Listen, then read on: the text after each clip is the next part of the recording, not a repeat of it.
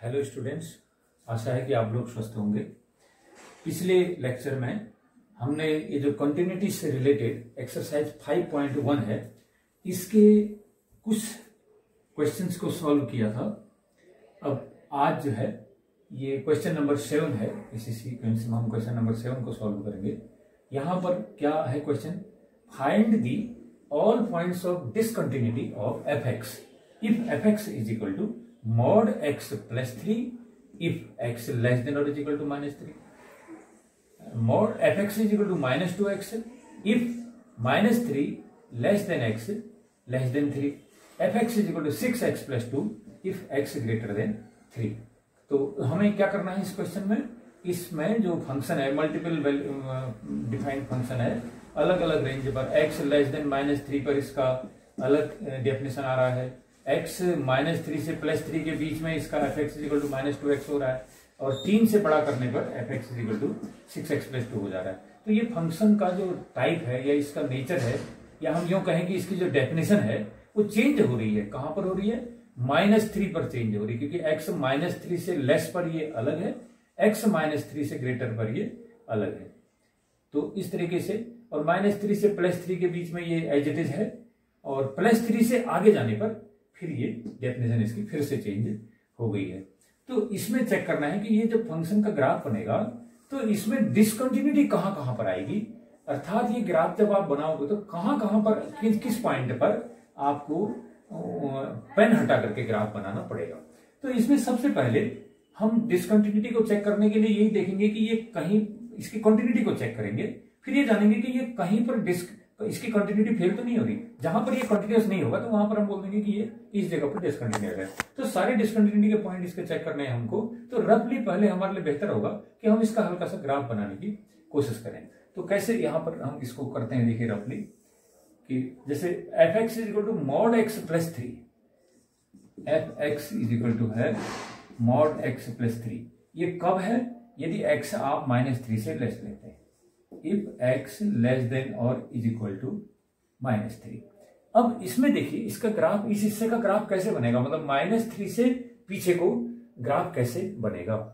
तो इसको बनाने के लिए ये जो मॉड फंक्शन होता है, इसको हम खोल करके इसको हम रिडिफाइन कर सकते हैं और मॉड को हटा सकते हैं। इसमें से मॉड हटाने के बाद ही ग्राफ बनेगा, जब तक इसका मॉड है हम ग्राफ ऐसे नहीं बना पाएंगे इसका। तो इसलिए मॉड को कैसे हटाया जाता है? मॉड हटाने के लिए सिंपली ये है कि आप मॉड के भीतर जो भी फंक्शन है इसके अंदर उसको आप 0 मान लीजिए। मॉड के भीतर जो फंक्शन है उसको 0 मान लीजिए। तो मॉड के भीतर x है, इसलिए x को 0 मान लिया। तो x इज इक्वल टू 0 पर ये फंक्शन का डेफिनेशन चेंज होगा। कैसे चेंज होगा? यदि x इज इक्वल टू 0 से लेस वैल्यू पर जाते हैं तो हमको पता है नंबर लाइन जो हमारी होती है, रियल नंबर लाइन, इसमें ये 0 हो गया, ये +1 है, ये +2 है, इधर -1 -2।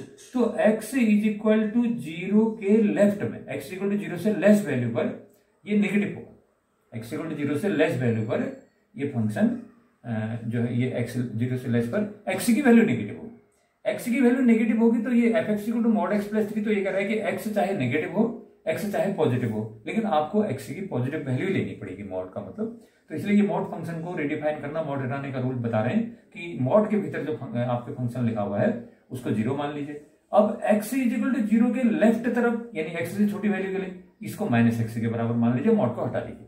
और x इक्वल टू 0 के राइट तरफ, यानी 0 से बड़ी नंबर अगर आती है तो इसको आप, क्योंकि अभी पॉजिटिव हो जाएगा, 0 से बड़ा क्या होता है? 0 से बड़ा पॉजिटिव होता है। तो अगर x पॉजिटिव है तो f x equal to x plus 3 हो जाएगा, मॉड इसका हट जाएगा अपने आप। तो फॉर वैल्यू ग्रेटर देन 0, यानी for positive x, f x equal to x plus 3 mod हटाने के बाद। और फॉर x लेस देन 0, 0 से छोटा यानी नेगेटिव वैल्यू होती है, तो तब f x equal to -x plus 3। इस तरीके से हम इस फंक्शन को डिफाइन करते हैं। -x क्यों लिखते हैं? क्योंकि अगर x लेस देन 0 है, 0 से छोटा है, तो मतलब x नेगेटिव है। x नेगेटिव है तो मॉड में क्या करना पड़ता है? मॉड में हमको पॉजिटिव वैल्यू लेनी पड़ती है। तो कोई जो नेगेटिव वैल्यू है x की, उस नेगेटिव वैल्यू को पॉजिटिव कैसे कर सकता हूं मैं बिना मॉड में दिखाए? तो उसको पॉजिटिव करने का वही तरीका कि जैसे मान लिया x कोई नेगेटिव वैल्यू गेन करता है, ये नेगेटिव है, तो इसके आगे एक नेगेटिव आप और लगा दीजिए, और नेगेटिव आप लगा देंगे तो x खुद नेगेटिव है और उसके आगे से एक नेगेटिव आपने ऑलरेडी लगा दिया, तो अब तो ये प्लस हो जाएगा ना। तो इस तरीके से फंक्शन को पॉजिटिव कर देंगे। तो मॉड x हटाने के लिए मॉड के भीतर के फंक्शन को 0 लिख दीजिए, उसके बाद जो है उससे लेस वैल्यू पर तो इसको नेगेटिव कर दीजिए और मॉड हटा दीजिए। उससे ग्रेटर वैल्यू पर, इस वैल्यू से ग्रेटर वैल्यू पर आप मॉड हटा दीजिए, फंक्शन एज इट इज ही रहेगा। तो इसलिए मैं कह रहा हूं ग्रेटर देन 0 के लिए F x is equal to x plus 3, mod हटा दिया, और लेस देन 0 के लिए F x is equal to minus x plus 3, इसमें भी मॉड हमने हटा दिया। तो इस तरीके से ये फंक्शन डिफाइन हुआ। कैसे? F x is equal to आएगा माइनस एक्स प्लस 3, कब?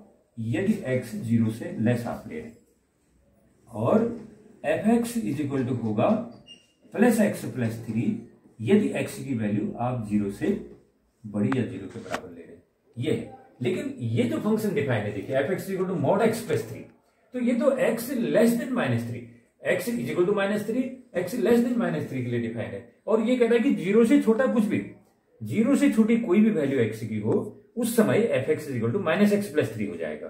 तो मेरा जो माइनस 3 है ये 0 से छोटा ही तो हुआ, माइनस 3 की वैल्यू भी 0 से छोटी हुई, और माइनस 3 से और लेस करूंगा तो माइनस 3 से और लेस करूंगा तो यानी कि और पीछे को आऊंगा तो तब भी वो 0 से लेस वैल्यू। तो इसलिए x is equal to minus 3, this is less than 0, x is less than minus 3, this is again less than 0। ये दोनों वैल्यू 0 से छोटी है, माइनस 3 भी 0 से छोटा है और एक्स लेस देन माइनस 3 वह भी 0 से छोटा है।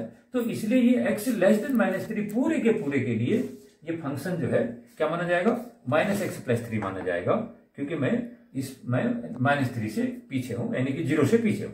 तो इसलिए f x equal to minus x plus 3 यहां पर आ जाएगा। तो मैं इसको इस तरीके से लिख सकता हूं, देखिए f x is equal to लिख सकता हूं minus x plus 3 if x less than और इज इक्वल टू माइनस 3। जो पॉजिटिव वाला पार्ट है वो नहीं लिया गया, क्योंकि ये माइनस 3 पर दिया था ना उसने, और माइनस वैल्यू के लिए आपको पता है 0 से माइनस वैल्यू के लिए माइनस एक्स प्लस 3 बन जाता है। तो इसलिए माइनस 3 के लिए is equal to minus 3 less than minus 3 के लिए ये माइनस एक्स प्लस 3 के रूप में फंक्शन बदल गया। तो मॉड हमने इसके हटा दी। अब देखिए f x is equal to minus 2x है, कब है? If minus 3 less than x less than plus 3। और तीसरा जो पार्ट है इसका 6x प्लस 2 है एफ एक्स का वैल्यू, यदि हम x को क्या कर दें? x ग्रेटर देन और इज इक्वल टू 3 कर देते हैं। ठीक हो गया। अब इसका आप ये कोशिश करिए कि रफ स्केच किया जाए, इसका ग्राफ बनाया जाए रफली, कि किस टाइप का इसका ग्राफ बनता होगा। तो हम इसको एक रफ में ग्राफ बनाने की कोशिश करते हैं अपने समझने के लिए, ताकि हमें ये पता चले कि ये कहां पर डिसकंटिन्यूअस हो सकता है। ये कोऑर्डिनेट एक्सिस हो गया, और इसमें इसका ब्रेक पॉइंट जहां पर फंक्शन अपनी डेफिनेशन को चेंज कर रहा है, कहां पर है? ये x is equal to minus 3 से x is equal to minus 3, एक पॉइंट दिखाइए, x is equal to minus 1, x is equal to minus 2, x is equal to minus 3। तो x is equal to minus 3 एक line होती है बच्चों, देखो ये वर्टिकल लाइन है और ये लाइन है x is equal to minus 3। तो x is equal to minus 3 line से और कम वैल्यू करनी है, x is equal to minus 3 line से और छोटी वैल्यू करनी है। तो तब ये फंक्शन जो है क्या है? इसका है एफ एक्स बराबर है माइनस एक्स प्लस 3, इसको y भी कर सकता हूं, y is equal to minus x plus 3। तो माइनस 3 से लेफ्ट पर ये फंक्शन इस तरीके से डिफाइन है, और x is equal to minus 3 पर भी ये इसी से डिफाइन हो रहा है, माइनस 3 पर। अब देखो माइनस 3 से प्लस 3 तक, माइनस 3 से प्लस 3 तक ये फंक्शन जो मेरा है ये माइनस 2x के रूप में डिफाइन है। तो माइनस 3 ये हो गया, यहां से प्लस 3 कहां आएगा? ये तो 0 है ना, y कोऑर्डिनेट है, तो 0 के बाद 1 प्लस 2 प्लस 3। तो यहां पर भी एक आप जो है लाइन खींच दीजिए, और इस लाइन को क्या बोलूंगा? x is equal to plus 3। तो x माइनस 3 से लेकर के x प्लस 3 तक ये जो फंक्शन मेरा है ये एफ एक्स बराबर माइनस 2x माना जाएगा ना, f x is equal to minus 2x। तो कैसे मैं लूंगा? x is equal to minus 3 से x इक्वल टू प्लस 3 के बीच में f x is equal to minus 2x है। तो यहां पर लिख देता हूं f x is equal to minus 2x। कहां से कहां तक? F x is equal to minus 3 से लेकर के f x is equal to plus 3 के बीच में, लेकिन माइनस 3 पर नहीं, माइनस 3 से आगे, और प्लस 3 पर भी नहीं, प्लस 3 से पीछे। तो इसलिए मैंने ये हॉलो सर्कल बना दिया। देखो हॉलो का मतलब x is equal to minus 3 वाला बिंदु शामिल नहीं है इस वाले फंक्शन में, और x is equal to plus 3 वाला बिंदु भी इस फंक्शन में शामिल नहीं है। ये minus 3 less than x less then 3, तो माइनस 3 इसमें शामिल नहीं है, और प्लस 3 भी इसमें शामिल नहीं है। तो इसलिए माइनस 3 से आगे को और प्लस 3 से पीछे को ये function f x equal to minus 2x के रूप में इसका ग्राफ बनेगा। और 3 से आगे प्लस 3 के बराबर 3 के इक्वल में भी और 3 से बड़ी वैल्यू के लिए भी fx इक्वल टू 6x+2।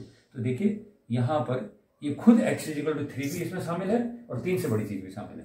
तो इधर को जो ग्राफ आएगा इसके लिए जो इक्वेशन हमारी बनेगी वो बनेगी fx is equal to 6x+2, 6x+2 ये वैल्यू होगी। तो इस तरीके से हमें थोड़ा सा रफ आइडिया आया कि यह जो ग्राफ बनेगा इस फंक्शन का x is equal to -3, x is equal to -3 से कम वैल्यू, x -3 से पीछे को, इधर लेफ्ट को, x -3 से कम वैल्यू पर और x खुद x -3 पर भी, x -3 पर भी। तो ये y is equal to -x+3 के रूप में इसका ग्राफ आएगा। और x इज इक्वल टू -3 से बड़ा और +3 से छोटा, इस बीच में -3 से आगे +3 से पीछे, इस बीच में ये fx इक्वल टू -2x यानी y is equal to -2x के रूप में इसका ग्राफ बनेगा। और x is equal to 3 and x से ग्रेटर देन 3, x 3 भी और 3 से बड़ी संख्या के लिए भी, तब fx is equal to 6x+2 होगा। यानी कि y बराबर, हम इसको कह सकते हैं y is equal to 6x+2। तो इस प्रकार से हमें ग्राफ के अलग अलग हिस्सों में किस तरीके से इसके जो डेफिनेशन है उसको हमने यहां पर जाना। हम इसका रफ स्केच भी बना सकते हैं, चित्र इसका रफ बना सकते हैं। देखिए कैसे बन सकता है, आपको पता है y is equal to -x+3 का ग्राफ है, -3 पर भी और -3 से ऋणात्मक दिशा में, नेगेटिव डायरेक्शन में, -3 से छोटी चीज ऋणात्मक। तो इसका ग्राफ एक सरल रेखा आएगी। देखो y बराबर mx/c है, आपने पढ़ रखा है अभी 11th में, y is equal to mx+c, m का मतलब ऋण 1 है, y is equal to mx+c, m is equal to ऋण 1 और m is equal to tan theta होता है। tan थीटा -1 है तो कितना हुआ, 135 डिग्री का एंगल है। तो ये रेखा y is equal to mx+c के टाइप की है और इसका स्लोप जो है -1 है, अर्थात इसका जो एंगल है m is equal to tan theta is equal to tan 135। तो 135 डिग्री का x अक्ष की पॉजिटिव डायरेक्शन से ये 135 का कोण बनाते हुए रेखा जाएगी। x की पॉजिटिव डायरेक्शन के साथ 135 डिग्री के एंगल पर ये जाएगी लाइन और y एक्सिस पर ही +3 का इंटरसेप्ट भी काटेगी।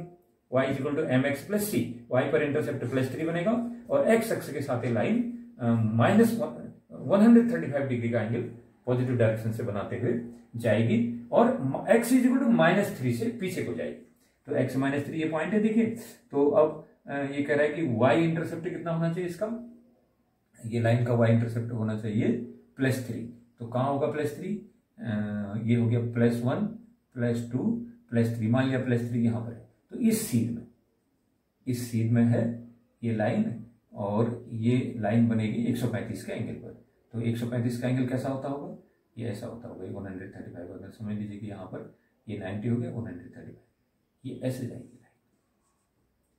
और अगर इसको पीछे करते हो तो ये y एक्स को भी काटेगी, मतलब क्योंकि बनाना नहीं है, -3 से इधर ही को जाना है। लेकिन अगर ये पीछे जाएगी तो y एक्स के साथ कटेगी, कहां पर कटेगी, y is equal to mx+c +3 पर कटेगी। तो y एक्स को +3 पर ये लाइन हमारी काटेगी। तो ये लाइन का ग्राफ -3 पर और -3 से पीछे को है। उसके बाद देखिए ये बीच का हिस्सा x इज इक्वल टू -3 से बड़ा और +3 से छोटा, इस बीच में है y is equal to -2x, इस बीच में y is equal to -2x। ये भी देखो y is equal to mx हो गया, y is equal to mx, m बराबर -2 है। तो tan 45 डिग्री एंगल पर तो 1 होता है, 135 पर ये -1 आता है। और अगर 45 से बड़ा एंगल होगा तो tan 90 पर इन्फिनिटी जाता है। तो ज्यों आप 45 से एंगल बड़ा करते हैं तो tan थीटा की वैल्यू भी बढ़ती है। तो यहां पर -2 है तो 135 से आगे को बढ़ेगा एंगल। तो इसका मतलब ये भी एक लाइन है, y is equal to mx है, y is equal to mx + c नहीं है इसमें, y is equal to mx है + c नहीं है, क्योंकि y is equal to -2x है। तो y is equal to mx + c 0। तो ये ऐसी लाइन है, ये ओरिजिन से जाएगी, ये मूल बिंदु से होकर लाइन जाएगी ओरिजिन से, लेकिन इसका एंगल होगा tan theta is equal to -2। तो हमको पता है कि 135 डिग्री पर -1 आ रहा है, तो -2 में 135 से भी बड़ा एंगल आएगा। तो ये लाइन ऐसे जाएगी बच्चों, ओरिजिन से जाएगी और ये x एक्स की पॉजिटिव डायरेक्शन में 135 से भी बड़ा कोण बनाएगी, क्योंकि tan 135 -1 होता है और ये -2 है। तो इसलिए m is equal to tan theta is equal to -2, तो 135 से बड़ा एंगल बनाते हुए लाइन ओरिजिन से जाएगी और कहां तक जाएगी, इधर से ये जाएगी वहां तक जाएगी जहां पर ये -3 वाली लाइन को काटे, और इधर यहां तक जाएगी जहां पर से +3 वाली लाइन को काटे। लेकिन +3 लाइन को काटेगी नहीं, वहां तक पहुंचेगी। तो ठीक हो गया। देखिए तो इस तरीके से इसका एक ग्राफ हमने ये बना दिया। अब ये हो सकता है ये जाते जाते ये x इज इक्वल टू -3 पर जब ये कटेगा तो उस समय ये कहां पर जा सकता है? देखिए अगर y equal to f x equal to -2x है ना, जब x -3 पर होगा तो कितना आ जाएगा एफ एक्स इक्वल टू या y equal to -2 into -3 plus 6। तो ये लाइन जो है ये जाएगी, तो ये वाला बिंदु क्या है? ये वाला बिंदु है, यहाँ पर बिंदु है क्या है हमारा, ठीक, ये बिंदु तो जो भी है, लेकिन ये 6 पर जाएगी, इधर ये y इक्वल टू +6 पर जाएगी, और इधर x इक्वल टू +3 पर y equal to 2 into +3 -2 into +3 -6, तो ये नीचे -6 तक जाएगी। तो इस तरीके से ये इसका ग्राफ एक स्ट्रेट लाइन के रूप में हमारा आएगा। ठीक हो गया ये बीच के हिस्से का।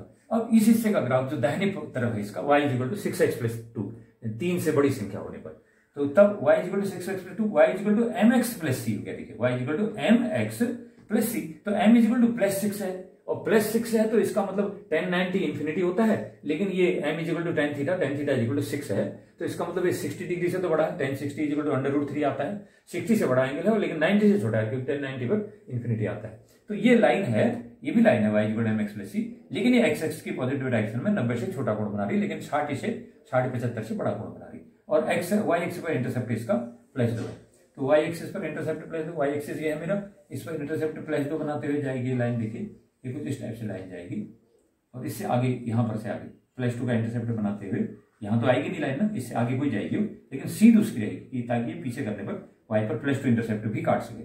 तो इधर से ये आगे को चली जाएगी लाइन, तो ये हो जाएगा y इक्वल टू 6x + 2, और ये वाली है y इक्वल टू -2x, और ये है इससे आगे को जो है ये x इक्वल टू -3 से इधर को y equal to -x + 3, y equal to -x + 3। तो इस तरीके से हमें रफ आइडिया हो गया कि भाई इधर को ये y इक्वल टू -x + 3 है, बीच में ये इतना है, और इस जगह पर इससे आगे को। अब आप देखिए अगर x -x + 3 वाले जो इसका पार्ट है, यानी कि x इक्वल टू -3 से पीछे को, इसमें इसी रूप में आगे इंफिनिटी तक जाना है लाइन में, तो इसके कोई भी 2 पॉइंट, अगर मैं यहां पर एक पॉइंट C ले लेता हूं और इसके थोड़ा सा लेफ्ट में जाऊंगा, थोड़ा सा लेफ्ट में, तो जितनी हाइट मुझे इसके थोड़ा लेफ्ट में मिलेगी वही हाइट तो मुझे C पर मिलेगी, और वही हाइट C के थोड़ा सा राइट में जाऊंगा तो तब भी मिलेगी। देखो C के लेफ्ट में हूं, ये C है, C के थोड़ा सा लेफ्ट में अगर मैं रहूंगा तो ग्राफ की हाइट लगभग C के बराबर हाइट के बराबर रहेगी, और C से थोड़ा सा राइट में अगर मैं रहता हूं तो हालांकि थोड़ा सा हाइट कम हो रही, लेकिन लगभग ये C की जो हाइट है वही C के राइट के किसी पॉइंट पर C उसकी हाइट उतनी रहेगी ग्राफ की। तो इसका मतलब इसकी लेफ्ट लिमिट और इसकी राइट लिमिट और डायरेक्ट फंक्शन की वैल्यू हर जगह पर समान रहेगी, क्योंकि इसमें ये कंटिन्यूअसली बन रहा है ना, बिना पेन हटाए आप इसका ग्राफ बना सकते हैं। तो क्लियर दिखाई दे रहा है कि ये x इक्वल टू -3 से इधर को ये हिस्सा कंटिन्यूअस है, इसमें कोई क्रैक नहीं है, और यहाँ इस हिस्से को आप बिना पेन हटाए सीधे सीधे बना सकते हैं। और किसी एक पॉइंट ले लो इसके बीच में कहीं पर C जैसे मैंने लिया, तो आप देख रहे कि C से अगर मैं थोड़ा सा लेफ्ट में बढ़ू, थोड़ा सा नेग्लिजिबली स्मॉल, थोड़ा लेफ्ट में बढ़ूंगा तो कोई बहुत ऊंचाई बढ़ने वाली नहीं है, थोड़ी सी ऊंचाई बढ़ेगी, तो नियरली वो C पर जो फंक्शन की वैल्यू FC होती है उतनी ही आएगी C - H पर भी। और अगर C से थोड़ा सा राइट में जाता हूँ, C + H कर देता हूँ, तो तब भी जो फंक्शन की हाइट है वो नियरली उतनी आएगी जितनी फंक्शन की हाइट C पर है, या जो फंक्शन की वैल्यू C पर है। तो इसलिए ये हर जगह पर इसी तरीके से ये कंटिन्यूस ही आना है, क्योंकि लेफ्ट लिमिट, राइट लिमिट और डायरेक्ट फंक्शन की वैल्यू हर जगह पर यहां से यहां इंफिनिटी तक सेम आएगी। तो इसलिए इस हिस्से में फंक्शन क्या है, कंटिन्यूस है। अब इधर के हिस्से को देखो, ये जो y इक्वल टू -2x है, इस हिस्से में अगर हम देखते हैं y इक्वल टू -2x, तो ये भी तो स्ट्रेट लाइन है ना सीधे सीधे, तो आप स्ट्रेट लाइन के अंदर में, यानी कि ये -3 से बड़ी संख्या और +3 से छोटी संख्या पर अगर आप जो है कहीं पर भी एक ले लेते हैं पॉइंट C, और इस C पॉइंट पर जो फंक्शन की वैल्यू करते हैं, तो C पॉइंट पर फंक्शन की वैल्यू, और इसके राइट के नेबरहुड में, छोटे से नेबरहुड में राइट पर फंक्शन की वैल्यू, और इससे थोड़ा सा लेफ्ट कर दो वहां पर फंक्शन की वैल्यू, तो कितना अंतर होगा? नियरली ये सारी वैल्यूज मतलब FC - H और FC और FC + H, ये तीन के तीन वैल्यू नियरली इक्वल होंगी। तो इस प्रकार से ये भी कंटिन्यूअस कर्व है, देखिए, क्योंकि इसमें कहीं पर ब्रेक नहीं आ रहा है, और बिना पेन हटाए हम इसको सीधे सीधे एक ही स्टोक में बना लेते हैं। तो ये हिस्सा भी कंटिन्यूअस है, इसमें कहीं कंटिन्यूटी चेक करने की आवश्यकता नहीं है। तो ना इस हिस्से में कंटिन्यूटी चेक करने की आवश्यकता है, ना इस हिस्से में कंटिन्यूटी चेक करने की आवश्यकता है। और अब इससे आगे, 3 से आगे और 3 पर भी और 3 से आगे fx इक्वल टू 6x + 2, तो fx इक्वल टू 6x + 2 है। तो इसको कैसे, तो इसमें आपने देखा कि ये ग्राफ, ये भी स्ट्रेट लाइन आएगी y equal to mx + c, क्योंकि m इक्वल टू tan 60 पर ये √3 आता है 1.7, लेकिन ये तो 6 है, तो ये 90 डिग्री से तो कम है, लेकिन ये 60 से बड़ा एंगल है, तो हमने लगभग बनाया और y पर इंटरसेप्ट 2 है। तो ये लाइन यहां से आगे को जाएगी, x = 3 से आगे को जाएगी और x = 3 पर कितनी आएगी ये लाइन, x = 3 पर y का मान कितना होगा, इसमें x = 3 रखने पर y का मान होगा y = 6 × 3 + 2, 6 × 18, 18 तो 20। हाँ, तो ये 20 हाइट पर आएगी, यहाँ से y x एक्सिस से कितनी हाइट पर आएगी, 20 हाइट पर आएगी। इसका x = 3 होगा तो y कोऑर्डिनेट यहाँ पर इसका, यहाँ से लाइन जाएगी आगे को y = 6 + 2, लेकिन यही लाइन जब पीछे जाएगी तो y एक्सिस को कहां पर काटेगी, y पर 2 का इंटरसेप्टर काटेगी, तो y एक्सिस को +2 ऊंचाई पर काटेगी। तो ठीक हो गया, ये लाइन यहाँ से आगे को है। ठीक, अब आप ये देखिए कि इससे आगे को भी तो ये कंटिन्यूअस होगा ना, क्योंकि स्ट्रेट लाइन है, आपको इसको ग्राफ को बनाने के लिए पेन हटा तो रहे नहीं, इसलिए ये हिस्सा इसका कंटिन्यूअस है, यहां से यहां के बीच में हिस्सा कंटिन्यूअस है, इधर से आगे -∞ तक हिस्सा कंटिन्यूअस है, +3 से आगे +∞ तक के बीच में हिस्सा कंटिन्यूअस है। तो अब डिसकंटिन्यूटी आएगी भी तो कहां पर आएगी, या तो आएगी x = -3 पर, क्योंकि इसमें नहीं पता चल रहा है कि x = -3 पर ये कहीं ऐसा तो नहीं कि y = -2x वाली लाइन ही इसके साथ मिलकर के सीधे ऐसे जा रही है, तो यहां पर चेक करना पड़ेगा कि ये कंटिन्यूअस है या नहीं है। अगर यहां पर x = -3 पर लेफ्ट की लिमिट और ये राइट की लिमिट इक्वल आती है और फंक्शन की वैल्यू x = -3 पर आ जाती है, लेफ्ट लिमिट राइट लिमिट दोनों के इक्वल, तो ये यहां पर भी कंटिन्यूअस होगा। और दूसरी चीज जो मुझे चेक करनी पड़ेगी इसकी डिसकंटिन्यूटी कहां पर चेक करनी पड़ेगी, ये x = +3 पर भी चेक करनी पड़ेगी, क्योंकि यहां पर फंक्शन की डेफिनेशन चेंज हो रही है, क्योंकि x = +3 से लेफ्ट में ये अलग है और x = +3 से राइट में ये अलग ही इसकी डेफिनेशन हो जा रही है, तो इसलिए इस x = +3 पर भी आपको चेक करना पड़ेगा। तो इसलिए सारे find all the point of discontinuity कह रहा है, तो इसमें हमने सारे कहां पर डिसकंटिन्यूअस हो सकता है उसके बारे में जानना था। तो आपने कहा कि दो जगह संभावित है कि या तो x = -3 पर डिसकंटिन्यूअस हो सकता है या x = +3 पर फंक्शन डिसकंटिन्यूअस हो सकता है, लेकिन x = -3 के अगर पीछे जाता हूं मैं -3 से -∞ के बीच तक, तो ये हर जगह पर कंटिन्यूअस रहेगा, क्योंकि ये सीधी स्ट्रेट लाइन है, तो इसमें कोई ऐसी वो नहीं है कि डिसकंटिन्यूटी वाली बात। और x = -3 से आगे और +3 के बीच में y = -2x का इक्वेशन है, तो ये भी पॉलिनोमियल है, तो इसलिए कंटिन्यूअस ही रहेगा इस बीच में भी। और x = +3 पर और +3 से आगे को ये स्ट्रेट लाइन आ रही है, y = mx + c, तो इसलिए ये भी स्ट्रेट लाइन होने के कारण ये पॉलिनोमियल के रूप में है। देखिए x की पावर 1 + c, तो पॉलिनोमियल फंक्शन तो आपको पता है अपने डोमेन में हर जगह पर कंटिन्यूअस रहता है, तो इसलिए ये हिस्सा भी इसका कंटिन्यूअस है। तो only the possible point of discontinuity are at either at x = -3 और एट x = +3 और एट द बोथ पॉइंट, दोनों जगहों पर भी हो सकता है या एक जगह पर हो सकता है, दोनों में से x = -3 और x = +3 के एक पॉइंट पर हो सकता है। अब हम इसको चेक करते हैं, देखिए मैथमेटिकली सॉल्व करते हैं इसको, तो कैसे किया जा सकता है। सबसे पहले मैं, क्योंकि मुझे तो पूरा चेक करना है ना, तो इसलिए इधर के हिस्से को जो ये x = -3 से लेफ्ट में जो स्ट्रेट लाइन के रूप में आ रहा है ग्राफ, तो इसको भी चेक करता हूं, इसको भी चेक करता हूं, इसको भी चेक करता हूं, तो फिर मैं बता दूंगा कि ये यहां पर डिसकंटिन्यूअस है। देखिए फॉर x = c, जबकि c क्या है, लेस देन x = c, कोई भी पॉइंट है, कहां x = -3 के लेफ्ट में कोई पॉइंट है, कैसा पॉइंट है, c कोई पॉइंट है और वो क्या है, -3 से छोटा, c लेस देन -3, मतलब = -3 पर चेक नहीं करना है, लेस देन -3 से पीछे चेक करना है हमें। तो फॉर x = c है, जबकि c लेस देन -3 है, -3 से छोटा है, तो उस केस में फंक्शन की क्या डेफिनेशन आएगी, यदि आप -3 से छोटा लेते हो तो fx = -x + 3 आएगी, fx = -x + 3, ये हमारे फंक्शन की डेफिनेशन हो जाएगी x <3 के लिए। ठीक हो गया। अब इसमें मुझे लिमिट निकालनी है x <3 पर। देखिए ये फंक्शन जो x <3 के लिए है, क्या ये x इसके लेफ्ट और राइट में चेंज होगी इसकी वैल्यू, -3 पर जो है ना, -3 से लेस पर कहीं पर एक पॉइंट c है जो -3 से छोटा है, तो यहां कहीं बीच में है पॉइंट, x = -3 है, इससे छोटा इधर को हुआ, तो इधर कोई पॉइंट है c, तो क्या इसके थोड़ा सा राइट और थोड़ा सा लेफ्ट में इसका फंक्शन का इक्वेशन चेंज हो रहा है, नहीं हो रहा है, सेम हो -3 के लेफ्ट में, तो इसलिए ये पॉलिनोमियल मिल रहा है x <3 पर। तो इसलिए मैंने आपसे कल बताया था कि कोई पॉलिनोमियल अगर आता है और किसी विशेष पॉइंट के लेफ्ट और राइट में उसका डेफिनेशन चेंज नहीं होता है फंक्शन का, तो उसमें लेफ्ट राइट लिमिट की आवश्यकता नहीं पॉलिनोमियल में, सीधे सीधे उसकी left limit right limit equal आती है, और वो कितनी आती है, उस फंक्शन में डायरेक्ट x = c लिख देते हैं, वही उसकी लिमिट होती है, लेफ्ट लिमिट भी वही होती है, राइट लिमिट भी वही होती है। तो देखिए इसमें मैं करता हूं limit x tending to c पर fx = कितना हो जाएगा, लिमिट एक्स टेंडिंग टू सी पर minus x plus 3 is equal to,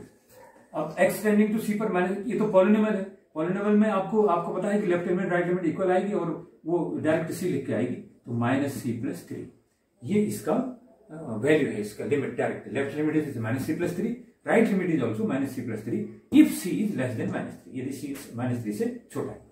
अब हम देखते हैं डायरेक्ट वैल्यू क्या है फंक्शन की, at x is equal to C, जबकि सी जो है माइनस 3 से छोटा है, तो at c is equal to minus 3 f C is equal to कितना होगा, अगर मैं सी को माइनस 3 से छोटा देता तो f x is equal to minus x plus 3, तो f C is equal to minus C plus 3, minus C plus 3। तो देखिए फंक्शन की लेफ्ट लिमिट राइट लिमिट कितनी आई सी लेस देन 3 के लिए, माइनस सी प्लस 3, और फंक्शन की डायरेक्ट वैल्यू कितनी है उस पॉइंट पर, माइनस सी प्लस 3, तो ये ठीक तो हो गया, लेफ्ट लिमिट राइट लिमिट और डायरेक्ट वैल्यू फंक्शन की आइडेंटिकल है, तो इसलिए ये एक्स सी लेस देन माइनस 3, मतलब माइनस 3 से बाईं तरफ के हर पॉइंट पर दिस इज कॉन्टिन्यूअस। तो हम कह सकते हैं f x is continuous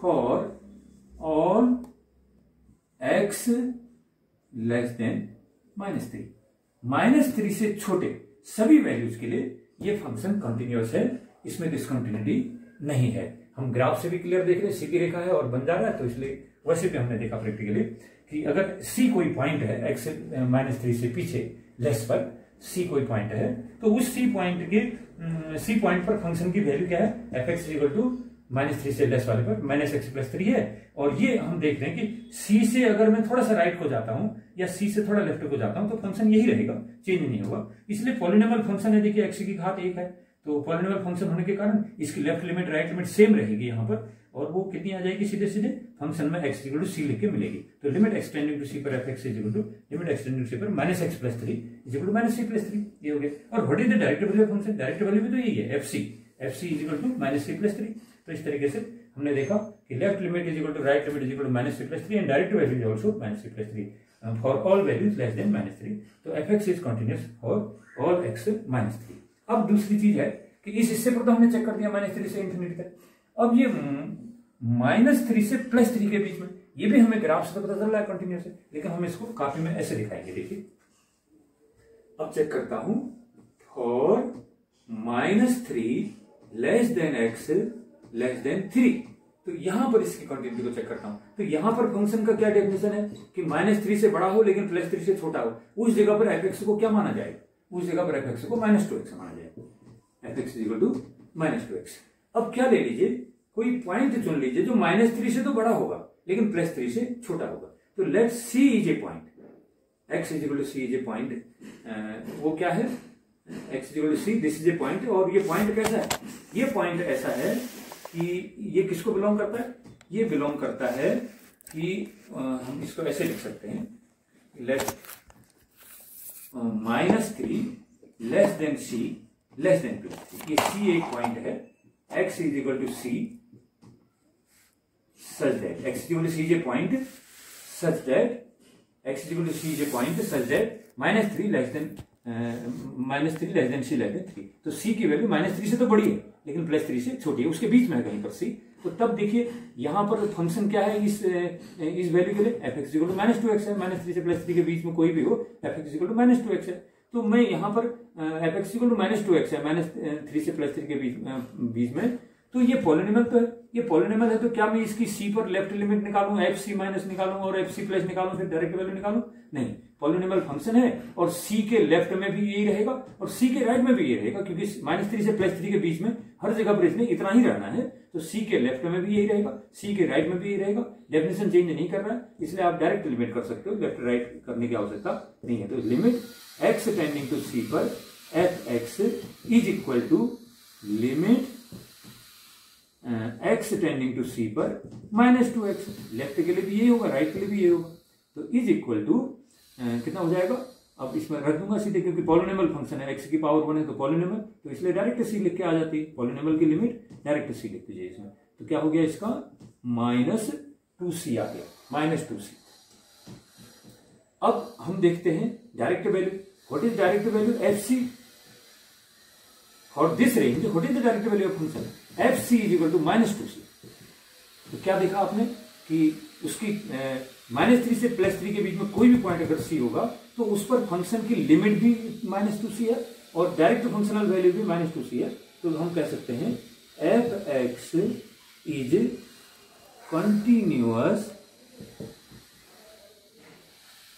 continuous और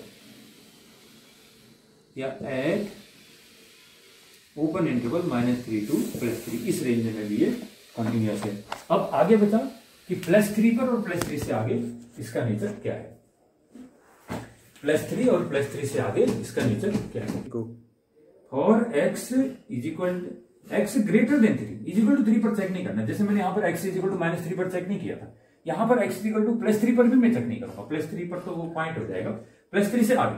तो फॉर x ग्रेटर देन +3, तो x ग्रेटर देन +3 के लिए फंक्शन क्या है, ग्रेटर देन +3 के लिए F x equal to 6x + 2 है। ये पॉलिनोमियल फंक्शन है।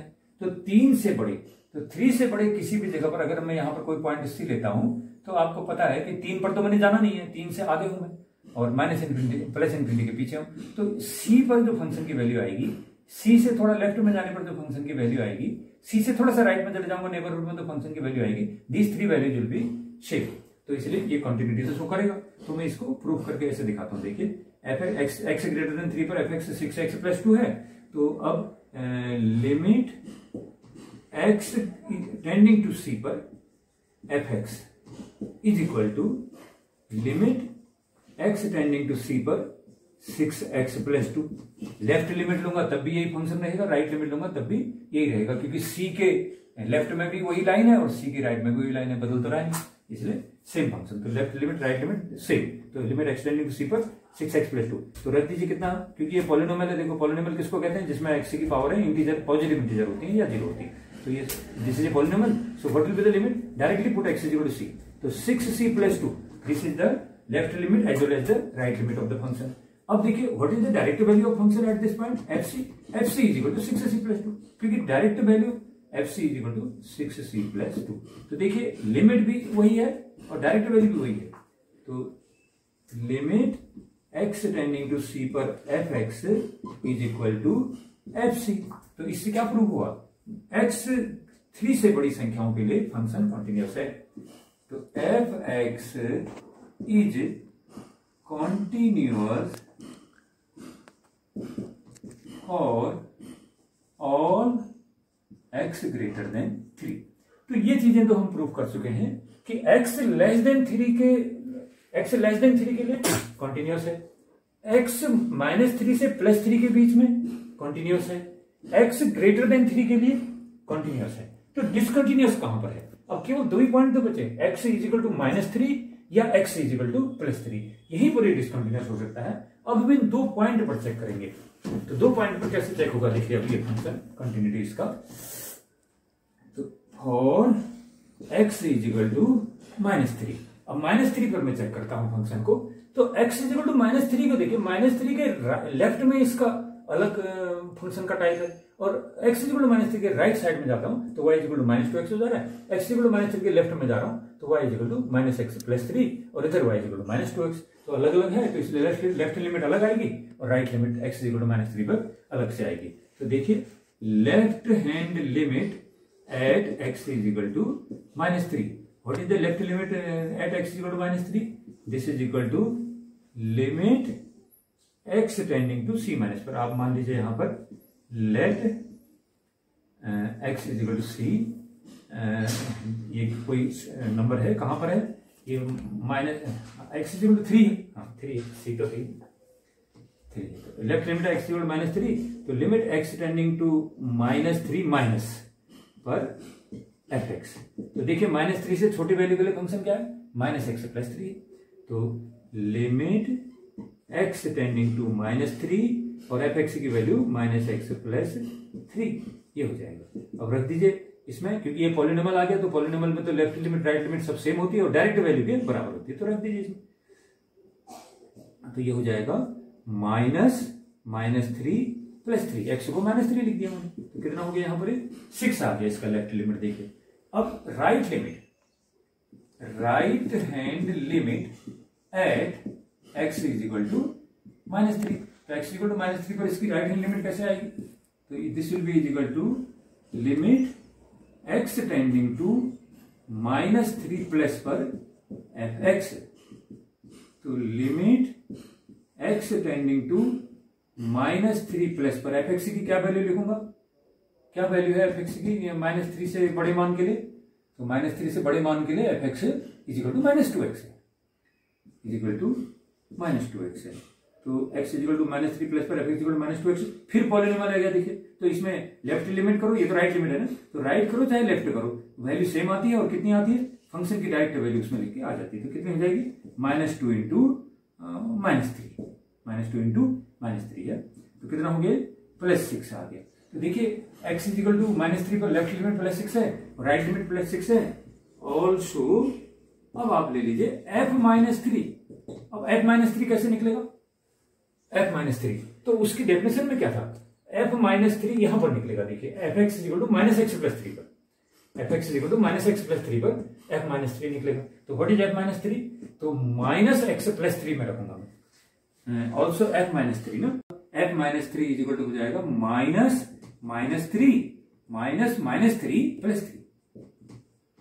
तो +3 हो गया, +3 दिस इज 6। तो इस प्रकार से हमने देखा कि x इज इक्वल टू -3 के लेफ्ट में +6 वैल्यू है, x इज इक्वल टू -3 के राइट हैंड लिमिट भी +6 है, और x इज इक्वल टू -3 पर डायरेक्ट वैल्यू हमने निकाली इसमें रख के, तो दैट इज ऑल्सो -6। तो इसलिए क्या हो जाएगा? Therefore fx is continuous at x is equal to -3। तो यहां पर भी इसमें डिसकंटिन्यूटी नहीं है, कंटिन्यूअस है। कहने का मतलब क्या हुआ? कहने का मतलब ये हुआ कि यह ग्राफ जो ये y इक्वल टू -2x वाला चल रहा था ना, और इसी में जुड़ते हुए गई ये लाइन, जैसे अलग दिखाया मैंने, लेकिन ये लाइन, ये वाली लाइन है, ये ऐसे आई होगी, यहां से गई और इसी में ये लाइन जुड़ गई, तो सीधे ऐसे आया होगा ये ग्राफ पूरा। तभी तो कंटिन्यूटी दिखा रहा है x इक्वल टू -3 पर। अब हम देखते हैं x इक्वल टू +3 पर क्या है इसका हिसाब। तो x इक्वल टू +3 पर चेक करते हैं इसकी कंटिन्यूटी को, क्योंकि हमें करना क्या है? हमें डिसकंटिन्यूटी के पॉइंट ढूंढने थे, और हमने उसके सारे के सारे डोमेन में चेक किया कि ये कहां पर डिसकंटिन्यूटी के पॉइंट इसमें मौजूद हैं। तो हमें अभी तक तो कहीं मिले नहीं, अब हम एक ही जगह बची है, x इक्वल टू +3 पर क्या है? For x is equal to +3 तो लेफ्ट हैंड लिमिट निकालो इस पॉइंट पर। Left hand limit at x is equal to +3 तो क्या होती है left hand limit? Limit x tending to 3 plus पर fx। तो limit x tending to 3 plus पर fx की क्या वैल्यू है बताइए? x इज इक्वल टू 3 के 3 प्लस का मतलब 3 से राइट में, तो x इक्वल टू 3 से बड़ी मान के लिए, 3 से बड़ा, तो x इक्वल टू 3 से बड़े पर fx equal to 6x plus 2 है। तो इसलिए हाँ मैंने 3 प्लस कैसे लिखा? ये तो लेफ्ट लिमिट है ना, तो 3 माइनस है, 3 माइनस। तो at x is equal to 3 left hand limit is equal to limit x tending to 3 minus पर fx। तो 3 से छोटे वैल्यू, तो 3 से छोटे वैल्यू के लिए fx इक्वल टू -2x से लिमिट निकलेगी, तो fx इक्वल टू -2x इससे निकलेगी वैल्यू। रख दीजिए, ये पॉलिनोमियल है ना, तो इसमें पॉलिनोमियल होने के कारण राइट लिमिट हो चाहे लेफ्ट लिमिट हो सेम रहती है, और x इज इक्वल टू 3 रख के आ जाएगी, तो -2 इंटू 3 तो दिस विल बिकम -6। तो x इज इक्वल टू 3 पर इसकी लेफ्ट हैंड लिमिट जो है -6 है। अब राइट हैंड लिमिट निकालता हूं। Right hand limit at x is equal to +3 तो क्या होगी right hand limit? Right hand limit को ऐसे लिखा जाता है, limit x tending to 3 plus पर fx। तो limit x tending to 3 plus पर fx। तो देखिए fx क्या लू? 3 से बड़ा, x की वैल्यू 3 से बड़ी ली गई है, तो 3 से बड़े के लिए क्या होता है? 3 से बड़ी वैल्यू के लिए fx equal to 6x plus 2 है, तो मैं यहां पर fx की वैल्यू ले लूंगा 6x प्लस 2। अब इसमें रख दीजिए, क्योंकि पॉलिनोमियल के रूप में फंक्शन देखिए, और पॉलिनोमियल के रूप में फंक्शन है तो राइट और लेफ्ट लिमिट दोनों इक्वल होती हैं, और डायरेक्ट कितना होता है? x इक्वल टू 3 लिख के जो वैल्यू आएगी वही लिमिट होगी। तो क्या हो जाएगा? 6 इंटू 3 प्लस 2, तो 6 × 18, 18 प्लस 2 कितना हो गया? इसका 20 हो गया। तो अब हमने देखा कि x इक्वल टू 3 पर लेफ्ट हैंड लिमिट क्या आई थी? -6 आई थी, और उसी पर x इक्वल टू 3 पर मैंने राइट हैंड लिमिट निकाली, +20 आई। क्यों आई? इसीलिए आई कि x इक्वल टू 3 के लेफ्ट में फंक्शन का equation y equal to -2x था, यानी fx इक्वल टू -2x था। लेकिन x इक्वल टू 3 के राइट हैंड साइड में देखा तो y equal to 6x plus 2 था, और उनसे जब हमने देखा तो लेफ्ट और राइट लिमिट क्या होगी, डिफर कर गई, जबकि यहां पर नहीं कर रही थी, यहां भी अलग अलग था, लेकिन यहां तो इक्वल आ गया, मगर उधर नहीं आया इक्वल, तो लेफ्ट लिमिट और राइट लिमिट इक्वल नहीं है। Therefore since at x is equal to +3 left hand limit is not equal to right hand limit. Therefore, f(x) is not continuous at x is equal to +3. तो इस प्रकार से यही हमारा answer हो गया। तो ये सवाल जो होते हैं थोड़ा बड़े होते हैं, 6 नंबर के लिए आते हैं, तो हमें डिस्कस करना पड़ता है। तो पहले हम रफली उसका फिगर बनाने की कोशिश करते हैं जहां तक संभव हो, और फिगर में हमें खुद ही अंदाजा जाता है कि ये हिस्सा कंटिन्यूअस है तो इसमें डिसकंटिन्यूटी आ नहीं सकती, यहां से यहां के बीच में पूरा स्ट्रेट लाइन है तो ये भी लगातार जारी कोई क्योंकि कंटिन्यूअस फंक्शन का क्या है कि जिसको ग्राफ बनाने के लिए बिना पेन हटाए हम ग्राफ को एक ही स्ट्रोक में बना सकते हैं, तो ये तो बना पा रहे हैं एक स्ट्रोक में, इसलिए ये कंटिन्यूअस है, इतने हिस्से में कंटिन्यूस, -3 से लेस के लिए कंटिन्यूस है, -3 से +3 के बीच में कंटिन्यूस है, +3 से आगे कंटिन्यूस है, तो डिसकंटिन्यूटी कहां पर आएगी, या तो x इक्वल टू -3 पर आ सकती है या x इक्वल टू +3 पर आ सकती है, क्योंकि -3 से पीछे को तो ये कंटिन्यूस है, -3 से आगे को +3 से पीछे को ये कंटिन्यूस है, और +3 पर और +3 से आगे को भी कंटिन्यूस है, तो इसलिए discontinuity is possible only at x equal to -3 और x इक्वल टू +3। तो हमने सब चेक किया, प्रैक्टिकली हमने देखा कि -3 के लेफ्ट में क्या होगा, और -3 से +3 के बीच में क्या होगा, और +3 से आगे को इन्फिनिटी तक क्या होगा, वो सब चेक किया, और कहीं भी डिसकंटिन्यूटी नहीं थी, इसलिए फिर हमने देखा कि x इक्वल टू -3 पर क्या है, x इक्वल टू -3 पर लेफ्ट लिमिट भी निकाली, x इक्वल टू -3 पर राइट लिमिट भी निकाली, और दोनों पर जब देखा कि वो सेम थी और फंक्शन की वैल्यू वहां पर डायरेक्ट निकाली x इक्वल टू -3 पर, वो भी उसके बराबर थी, तो कंटिन्यूस आ गई। लेकिन x इक्वल टू +3 पर जब हमने चेक किया तो x इक्वल टू +3 पर लेफ्ट लिमिट जो है हमारी -6 है, और x इक्वल टू +3 पर राइट लिमिट हमने निकाली, वो आ गई हमारी +20, तो ये तो लेफ्ट और राइट लिमिट ही डिफरेंट होगी, तो कंटिन्यूटी का तो सवाल ही नहीं है, कंटिन्यूटी तो तभी होगी जब left limit right limit equal आएंगी, और साथ ही साथ वो जो लिमिट आएंगी वो f3 के बराबर आएंगी, तो ये दो ही डिफरेंट है, तो f3 चेक करने की अब आवश्यकता ही नहीं रही, तो इसने भी हमने कह दिया कि ये फंक्शन x इक्वल टू 3 पर डिसकंटिन्यूअस है। तो इस तरीके से अब हम अगला क्वेश्चन करते हैं। हाँ, तो देखिए क्वेश्चन नंबर 1, इसमें लिखा है find all points of discontinuity of the function f(x) is equal to mod x upon x if x not equal to 0, f(x) is equal to x if x is equal to 0। तो multiple valued function है, देखिए x is equal to 0 पर इसका अलग value आ रहा है, और x is equal to 0 ना होने पर f(x) is equal to mod x upon x है। तो इसमें x इज इक्वल टू 0 ना होने का क्या मतलब है, x इक्वल टू 0 ना होने का मतलब यह है कि यदि हम नंबर लाइन पर गौर करें तो this is number line 0 +1 +2 +3 -1 -2 -3 and so on. तो 0 नहीं होने का क्या मतलब है, 0 नहीं होने का मतलब है कि 0 से लेफ्ट में है यानी कि नेगेटिव नंबर है, या 0 के राइट में है यानी कि पॉजिटिव नंबर है। तो यदि x की वैल्यू 0 नहीं है, 0 नहीं है मतलब या तो नेगेटिव है या पॉजिटिव है, तो वो दोनों स्थिति में f(x) is equal to mod x upon x है, और यदि x इज इक्वल टू 0 है तो वहां पर f(x) की वैल्यू सीधे सीधे 0 है। तो ये तो हमें करना है कि इस जगह पर जहां पर 0 है, यानी कि सपोज अगर मैं इसको y कोऑर्डिनेट मान लेता हूं, this is y dash x dash x, तो 0 पर फंक्शन की वैल्यू 0 है। तो एक पॉइंट तो ग्राफ का आपको ये सीधे सीधे मिल गया। ग्राफ बनाने की कोशिश करते हैं और उसके बाद हम इसकी कंटिन्यूटी के बारे में डिस्कस करेंगे। ग्राफ से पता चल जाता है कंटिन्यूटी का। तो x इज इक्वल टू 0 पर f(x) इज इक्वल टू 0 है, तो ये कर्व का एक पॉइंट हो गया, x is equal to 0 f(x) is equal to 0। अब बाकी जो पॉइंट है ना x इज इक्वल टू 0 के लेफ्ट में और x इज इक्वल टू 0 के राइट में, तो ये तो बता ही रहा है x जब 0 नहीं होगा तो f(x) equal to mod x upon x से उसकी वैल्यू निकाली जाएगी। तो x इक्वल टू 0 के लेफ्ट में लो तब भी यही फंक्शन है, और x इक्वल टू 0 के राइट में लो तब भी यही फंक्शन है, लेकिन मॉड के रूप में है तो ये ब्रेक करना पड़ेगा, बिना मॉड का बनाना पड़ेगा। तो इसको बनाते हैं। देखिए हमने क्या बोला था, हमने बोला था आपसे कि जो मॉड के अंदर जो फंक्शन लिखा हुआ है आप उसको क्या कर लीजिए, 0 कर लीजिए। तो ये मॉड के अंदर x लिखा हुआ है तो x is equal to 0, mod के अंदर जो भी है उसको 0 कर लिया, x इज इक्वल टू 0। तो x इज इक्वल टू 0 के लेफ्ट में चलूंगा तो इसको मुझे -x मानना पड़ेगा, मॉड को हटा दूंगा, और x इज इक्वल टू 0 से राइट में चलूंगा तो मुझे +x मानना पड़ेगा, इसके मॉड को मैं हटा दूंगा। तो इस तरीके से देखिए f(x) की वैल्यू क्या आएगी, f(x) इज इक्वल टू आएगा मेरा जब x क्या है, if x is less than 0, अगर x 0 से छोटा है, 0 से छोटा का मतलब नेगेटिव है, तो अगर x नेगेटिव है तो उस समय में मोड एक्स को क्या मानता हूं, माइनस एक्स मानता हूं। तो ये माइनस एक्स अपॉन एक्स हो जाएगा ना, तो कितना हो जाएगा ये -1 के बराबर होगी देखिए।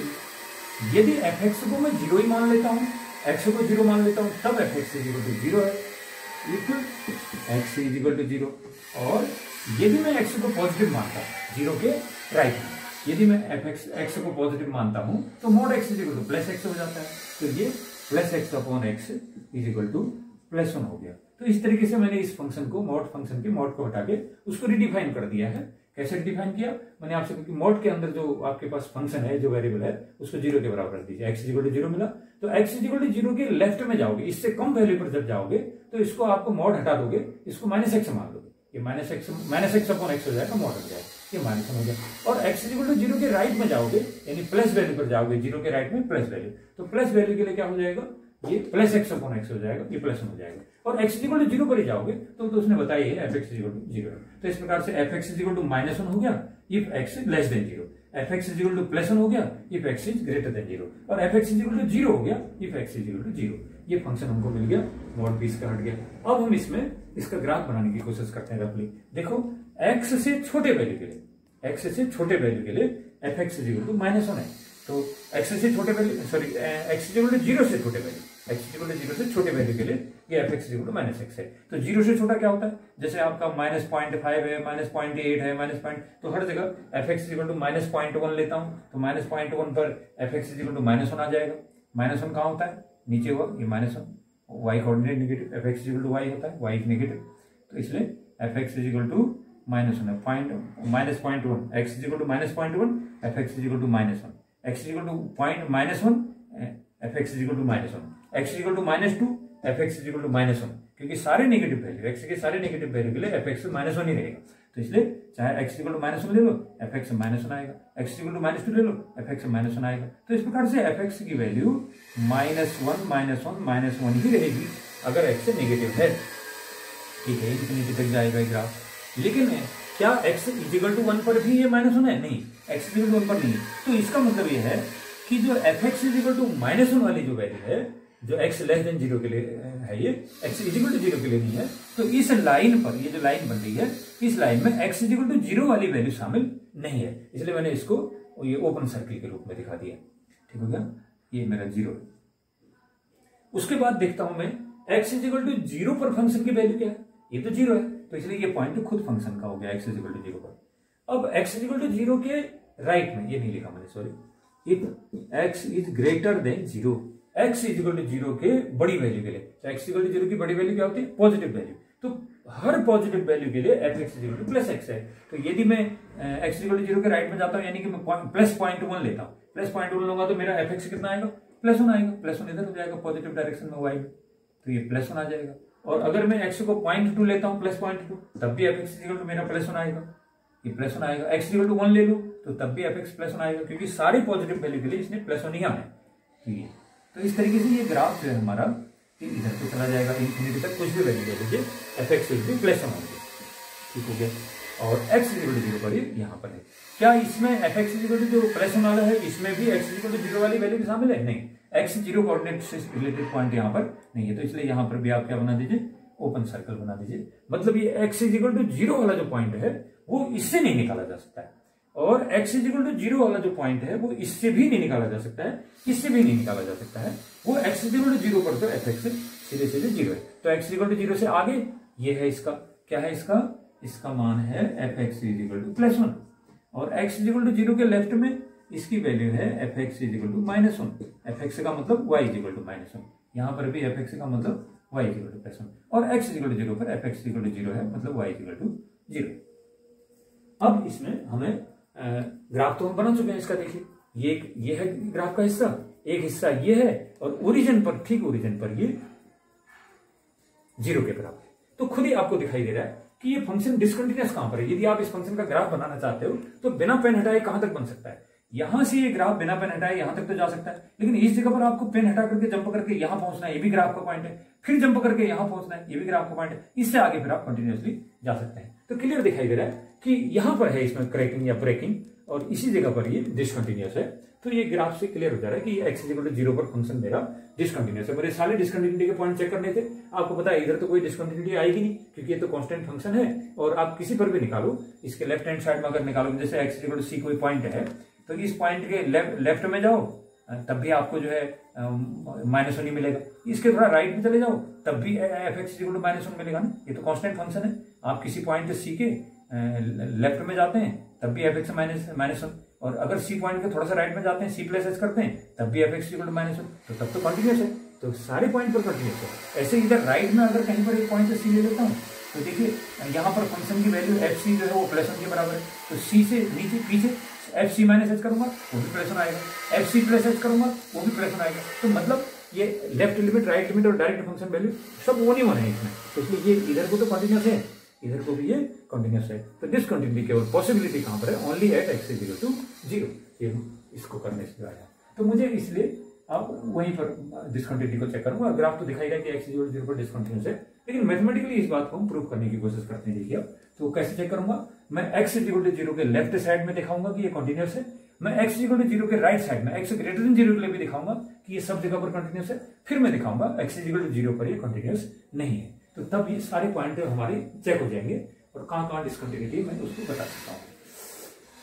तो देखिए सबसे पहले क्या करता हूं, और x लेस देन 0, x 0 से छोटे वैल्यू के लिए, तो x लेस देन 0 वाला जो ग्राफ मेरा है वहां पर सपोज कोई point c, let x is equal to c is a point such that ये c क्या है, c लेस देन 0, c 0 से छोटा है यानी कि c निगेटिव तरफ को है, तो उस पर मैं निकालूंगा। देखिए for c less than 0, for x less than 0 f(x) क्या होता है, f(x) क्या होता है 0 से छोटे मान के लिए f(x) इक्वल टू -1 है, f(x) इक्वल टू -1 है, तो ये भी कांस्टेंट वैल्यू है, इसको पॉलिनोमियल ही मानते हैं हम लोग।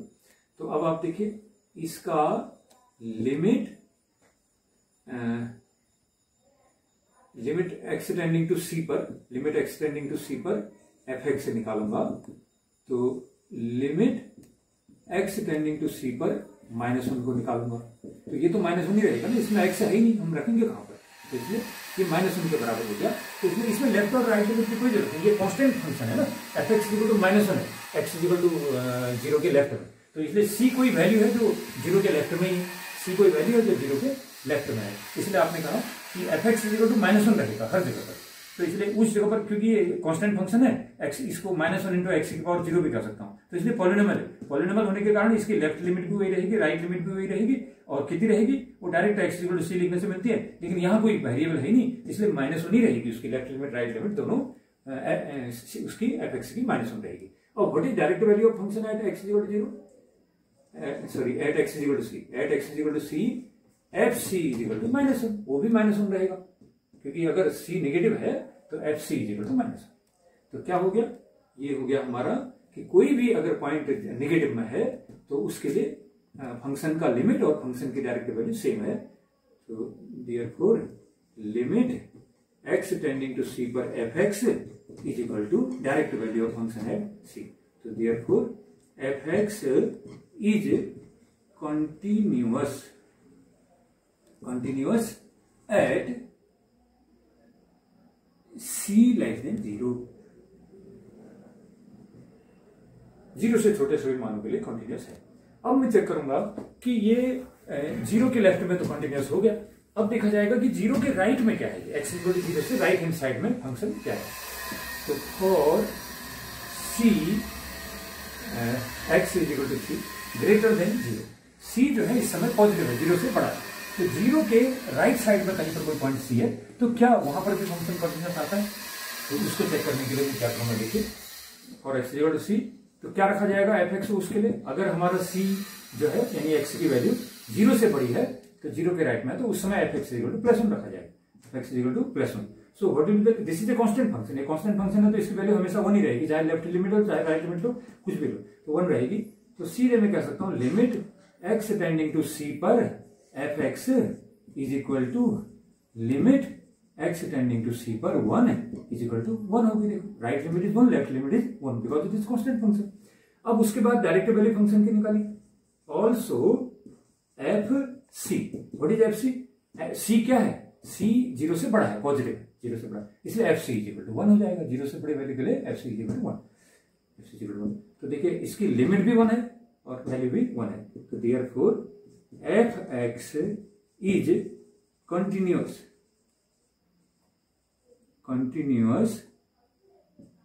For x greater than 0। तो x से बड़े सारे वैल्यू के लिए कंटिन्यूअस है, तो लेस पर भी कंटिन्यूअस है और मोर पर भी कंटिन्यूअस है। तो डिसकंटिन्यूटी कहां पर आएगी? अब हम देखेंगे at x is equal to 0। अब x इज इक्वल टू 0 पर चेक करते हैं वहां क्या है, क्योंकि 0 के लेफ्ट में कंटिन्यूअस है, 0 के राइट में भी कंटिन्यूअस है। तो 0 पर क्या है? At x is equal to 0, तो x इज इक्वल टू 0 पर कैसे चेक होगा? तो limit x tending to 0 minus पर F x, left limit right limit सब देखा हूं इस पॉइंट पर, देखो। तो limit x tending to 0 minus पर एफ एक्स की वैल्यू क्या आएगी? Limit x tending to 0 minus पर, बताइए एफ एक्स का क्या फार्मूला है x 0 से छोटे के लिए? 0 से छोटा नेगेटिव, तो नेगेटिव साइड में f x is equal to -1 लेना पड़ेगा। तो limit x tending to 0 minus पर F x is equal to limit x tending to 0 minus पर -1। अब आप इसमें लिमिट रख भी दोगे तो ये -1 है तो -1 रहेगा। ये what it is? This is the left hand limit at x is equal to 0। x is equal to 0 पर लेफ्ट हैंड लिमिट है। अब right hand limit at x is equal to 0, x is equal to 0 पर right hand limit क्या आएगी? Limit x tending to 0 plus पर F x is equal to limit x tending to 0 plus पर F x की क्या value है? देखो 0 के राइट में है ना, राइट हैंड लिमिट ले रहा हूं, 0 से राइट में हूं मैं, तो what is the value function for right to 0? 0 के राइट में एफ एक्स इक्वल टू +1, तो +1। तो अब रख दीजिए आप 0 के राइट में x की वैल्यू रखेंगे तो ये तो कांस्टेंट फंक्शन है ना, इसलिए इसकी वैल्यू तो 1 ही रहेगी, चाहे 0 राइट लो चाहे लेफ्ट लो। ये 1 आ गया। देखिए लेफ्ट हैंड राइट कितनी है? ये है -1। x बराबर 0 पर लेफ्ट हैंड जो लिमिट है -1 है और राइट हैंड की लिमिट जो है +1 है। तो therefore at x is equal to 0 left hand limit is not equal to right hand limit, right hand limit. Therefore f x is discontinuous at x is equal to 0। तो इस प्रकार से देखा हमने सारे फंक्शन को चेक किया -∞ से +∞ तक, तो हमें पता चला कि x इक्वल टू 0 के लेफ्ट की तरफ माइनस पहले उस पर कंटिन्यूअस था, x इक्वल टू 0 के राइट साइड में हमने देखा वहां भी कंटिन्यूअस था। ठीक है, x इक्वल टू 0 पर हमने चेक किया तो लेफ्ट लिमिट और राइट लिमिट क्या होगी? डिफर कर रही थी। तो इससे हमें क्लियर हो गया कि ये फंक्शन x इक्वल टू 0 पर डिसकंटिन्यूअस है, बाकी सब जगह ये कंटिन्यूअस है। तो सारे के सारे डिसकंटिन्यूटी पॉइंट हमने यहाँ पर चेक किए। तो इसी प्रकार से अब हम आगे के कुछ क्वेश्चन और हल करेंगे। देखिए अगला क्वेश्चन है question number 9। F x is equal to mod x upon x when x less than 0, f x is equal to -1 when x is equal to 0 and when x greater than 0। तो ये function को उसने define किया है। तो ये x is equal to 0 के left और राइट में इसकी डेफिनेशन अलग अलग है। देखिए x इज इक्वल टू 0 के लेफ्ट में यानी कि x इज इक्वल टू 0 से छोटे वैल्यू के लिए F x is equal to mod x upon x है, और x इज इक्वल टू 0 के राइट में ये f x is equal to -1 है। तो ये अपनी डेफिनेशन को चेंज कर रहा है x इज इक्वल टू 0 पर, तो इसलिए ये चांस है कि डिसकंटिन्यूटी इसकी आएगी तो यहीं पर आएगी। लेकिन फिर भी हम इसको पूरे डिटेल में देखेंगे क्योंकि हमें तो सारे डिसकंटिन्यूटी पॉइंट पूरे चेक करने हैं डोमेन में इसके, तो इसलिए पहले इस फंक्शन को हम रिडिफाइन करते हैं और इसके मॉड को इसमें से हटाते हैं। तो कैसे इसके मॉड को हटाएंगे? तो आपको पता है मॉड के अंदर क्या है, इसमें x है, तो इसलिए मॉड के अंदर जो वैल्यू है उसको 0 रख दीजिए, x इज इक्वल टू 0 हो गया। तो x इज इक्वल टू 0 के अगर x इज इक्वल टू 0 से छोटी वैल्यू लूंगा, x इज इक्वल टू 0 से छोटी value, you know that negative values are less than 0, ये 0 हो गया, ये +1 +2 +3 and so on, -1 -2 -3 and so on, इसमें डेसिमल वाले पॉइंट भी आएंगे। तो x इज इक्वल टू 0, ये y कोऑर्डिनेट हो गया, तो x इज इक्वल टू 0 ये हो गया। तो x इज इक्वल टू 0 के x इज इक्वल टू 0 के लेफ्ट में minus x less than 0, x less than 0, 0 से छोटा, तो x इक्वल टू 0 के लेफ्ट तरफ को क्या है, f x is equal to mod x upon x है। लेकिन मैंने इसको मॉड के अंदर की चीज को 0 किया, ये वैल्यू को, तो x इज इक्वल टू 0, तो x इक्वल टू 0 के लेफ्ट में मैं जाऊंगा तो मुझे मॉड x को हटाने के लिए इसको ऋण x मानना पड़ेगा, और x इक्वल टू 0 के मैं राइट हैंड साइड में जाऊंगा तो मॉड x हटाने के लिए ये प्लस लगेगा, क्योंकि मॉड का मतलब प्लस लेना होता है। तो इसलिए x इक्वल टू 0 के अगर मैं लेफ्ट में लूंगा तो इसका मतलब x की वैल्यू नेगेटिव है, तो x की वैल्यू नेगेटिव है लेकिन मॉड में तो प्लस लेनी पड़ती है, तो इसलिए f x is equal to minus x upon 1 हो जाएगा, क्योंकि x जीरो के लेफ्ट में नेगेटिव था और मैंने एक नेगेटिव और लगा दिया तो वो फिर पॉजिटिव हो जाएगा। तो f x is equal to minus x upon 1 कर दूंगा मैं उसको, तो वो लेस देन जीरो के लिए आएगा। मोर देन जीरो यानी एक्स अगर जीरो से बड़ा है तो जीरो से बड़ी चीज क्या होती है? जीरो से बड़ी चीज तो पॉजिटिव होती है। इसलिए एक्स अगर पॉजिटिव है तो मॉड भी तो पॉजिटिव करने के लिए कहता है ना हमसे, इसलिए f x is equal to plus x upon x हो जाएगा सीधे। तो इसको इस तरीके से डिफाइन कीजिए। क्या करूंगा? F x is equal to होगा यदि एक्स जीरो से छोटा है, जीरो से छोटा यानी एक्स नेगेटिव है। जब एक्स नेगेटिव है तो तब हम इसको माइनस एक्स मान लेंगे, minus x upon x, minus 1 हो जाएगा। जब एक्स जीरो से बड़ा है, अगर जीरो से बड़ा है पॉजिटिव है एक्स, तो यहां बताएंगे एक्स ग्रेटर देन जीरो और is equal to zero. X greater than zero के लिए भी f x equal to minus 1 उसमें बताया है। X greater than zero, x is equal to zero के लिए इसको माइनस 1 बताया। तो इस तरीके से f x is equal to -1, f x is equal to -1 for x less than zero, और f x is equal to फिर -1 लिखा है इसने, x greater than is equal to zero. तो फिर ये तो वैसे दिखाई दे रहा है कि ग्राफ की कंटिन्यूअस है, इसमें तो कोई डिस्कंटिन्यूटी आ ही नहीं सकती, क्योंकि ये तो हमेशा ही -1 है ना। अगर आप एक्स जीरो से छोटा वैल्यू लेते हैं, जीरो से छोटी वैल्यू के लिए लेते हैं, तो f x is equal to -1 यानी कि वाई इज इक्वल टू -1 है इसका ग्राफ। और जब एक्स जीरो के बराबर लेते हैं तब भी वाई इज इक्वल टू -1 है, और जब जीरो से बड़ा लेते हैं तब भी वाई इज इक्वल टू -1 है। तो इसका तो कहीं वैल्यू चेंज नहीं हो रहा है, इसलिए ये तो ऑलरेडी कंटिन्यूअस है, इसमें डिस्कंटिन्यूटी कहीं पर भी नहीं आनी चाहिए। ये होगा क्वेश्चन है। तो देखते हैं question, this is same question. ठीक हो गया। तो अब इसका पहले ग्राफ बना लेते हैं। ग्राफ बनाने के लिए क्या है? F x is equal to -1 यानी वाई इज इक्वल टू -1 है जीरो से छोटे मानों के लिए। तो जीरो से छोटे वैल्यू -1, -2, -3 जो भी जीरो से छोटे हैं, f x is equal to -1 कर दो। तो जैसे एक्स इज इक्वल टू -0.1 करूंगा तो f x is equal to -1 आ जाएगा, ये -1 है। और अगर मैं एक्स इज इक्वल टू -1 लेता हूं तब भी f x is equal to -1 है, एक्स इज इक्वल टू -2 ले लेता हूं तब भी f x is equal to -1 है, एक्स की कोई भी नेगेटिव वैल्यू लेता हूं एफ एक्स -1 ही रहेगी, -3 ले लो -1। तो इस तरीके से ये फंक्शन का इधर को ग्राफ आया माइनस साइड में। और अगर मैं जीरो से बढ़ा लेता हूं तब भी f x is equal to -1 है, जीरो से बढ़ा लेता हूं जैसे +1 +2 +3 तब भी x is equal to f x is equal to -1 है। तो ये ग्राफ इधर को जाएगा। लेकिन क्या एक्स इज इक्वल टू 0 पर भी दे रखा है? हाँ, एक्स इज इक्वल टू 0 पर भी ये -1 है, तो एक्स इज इक्वल टू 0 पर भी ये -1 है। तो अब आप देखिए इसमें तो कहीं डिस्कंटिन्यूटी है ही नहीं, क्योंकि आप ग्राफ यहां से शुरू करके बिना पेन हटाए सीधे सीधे बना सकते हैं। तो ग्राफ बता रहा है कि no any point of discontinuity, discontinuity का पॉइंट इसमें नहीं है। तो फिर अब प्रैक्टिकली इस क्वेश्चन को हम सॉल्यूशन कैसे लिखेंगे इसका? इस तरीके से लिखते हैं। देखिए, और कहां पर चेक करूंगा? एक तो मैं एक्स लेस देन 0 के लिए चेक करूंगा नेगेटिव साइड में, और एक ग्रेटर देन 0 पर चेक करूंगा पॉजिटिव साइड में, और फिर एक 0 पर भी चेक करूंगा। लेकिन हमें प्रैक्टिकली ग्राफ से पता चल गया कि ये डिस्कंटिन्यूटी कहीं इसमें नहीं है। तो फॉर एक्स बराबर सी लेस देन 0, तो क्या हो जाएगा?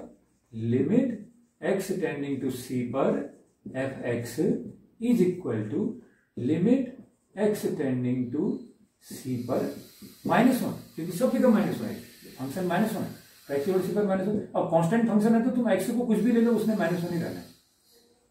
तो ये लेफ्ट लिमिट भी यही होगी, राइट लिमिट भी यही होगी, और value functional value, what is functional value? F c, this is also -1। अगर सी नेगेटिव है तो नेगेटिव वैल्यू के लिए हमेशा ये एफ एक्स बराबर ऋणात्मक है, तो इसलिए लिमिट एक्स टेंडिंग टू सी पर एफ एक्स करूंगा तो वो भी ऋणात्मक है। डायरेक्ट एक्स इक्वल टू सी लिख देता हूं फंक्शन में एफ सी, वो भी ऋणात्मक है, because for all negative value f x equal to -1, c is negative. तो इस प्रकार से ये हो गया। Therefore f x is continuous for all x less than 0। ठीक है। अब दूसरा, for x is equal to c is greater than 0। तो मैं ऐसी जगह पर लिमिट निकाल रहा हूं जो पॉजिटिव है, यानी शून्य से बड़े वैल्यू, यानी राइट हैंड साइड पर शून्य के वहां पर निकाल रहा हूं। तो इस पर देखिए, लिमिट एक्स टेंडिंग टू सी पर एफ एक्स को मैं निकालूंगा। लेफ्ट लिमिट राइट लिमिट अलग अलग निकालू, कोई जरूरत नहीं, क्योंकि function x is equal to c के राइट में देखो 0 से बड़ी value f x equal to -1 है हमेशा। आप लेफ्ट लिमिट हो तब भी -1, राइट लिमिट लो तब भी -1। तो इसलिए no need necessary to find the left and right limit, only right x belong to x tending to c f x is equal to limit x is tending to c, what is f x? It is -1। So अब x equal to सी पर F x रख दीजिए, this will come to be -1। And what is the direct value of function for c greater than 0? c greater than 0 के लिए direct value, this is also -1. Therefore, fx is continuous for all x बराबर c greater than 0, यानी कि 0 के दाहिनी तरफ ये सब जगह पर कंटिन्यूअस है। अब कहां पर चेक करना पड़ेगा? At x is equal to 0। तो अब हम at x is equal to 0, ठीक x इज इक्वल टू 0 पर क्या है? 0 के लेफ्ट में कंटिन्यूअस है, 0 से राइट साइड में कंटिन्यूअस है, तो 0 पर क्या है? तो 0 पर भी उसकी क्वांटिटी चेक करते हैं।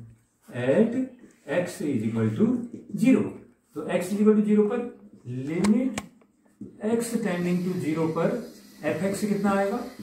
लिमिट x टेंडिंग टू 0 पर fx कितना आएगा? x इज इक्वल टू 0 के लिए x tending to 0 minus, sorry left limit होगा ना यहाँ पर, c पॉइंट पर लेफ्ट लिमिट, तो x टेंडिंग टू 0 माइनस पर fx कितना आएगा? x टेंडिंग टू 0 माइनस पर fx की वैल्यू आएगी limit x tending to 0 minus पर 0 से छोटा यानी नेगेटिव, नेगेटिव के लिए fx क्या है? -1 है, तो दिस इज -1, और डायरेक्ट और लिमिट राइट लिमिट देगा, this is the left hand limit at x is equal to 0. Now right hand limit at x is equal to 0. This is equal to x is equal to 0 पर right hand limit x is tending to 0 plus पर fx is equal to limit x is tending to 0 plus पर fx की value क्या लूंगा मैं right में? -1, तो सब जगह -1, और लिमिट क्या आ जाएगा? -1। And what is the direct value of f0? f0 x is equal to 0 पर f0 इज इक्वल टू -1, ठीक हो गया। तो लेफ्ट लिमिट राइट लिमिट सब ठीक हो गया ना। तो therefore fx is continuous at x is equal to 0। तो x इक्वल टू 0 के लेफ्ट में कंटिन्यूअस था, x इक्वल टू 0 के राइट में कंटिन्यूअस था, x इक्वल टू 0 पर भी कंटिन्यूअस है। Therefore fx has no any point of discontinuity, fx का कोई भी पॉइंट डिसकंटिन्यूटी वाला नहीं है। fx has no any point of discontinuity, fx में डिसकंटिन्यूटी का कोई पॉइंट नहीं है, इस सब जगह पर कंटिन्यूअस है। तो इसी तरीके से कुछ अन्य सवाल हम अगली वीडियो में करेंगे।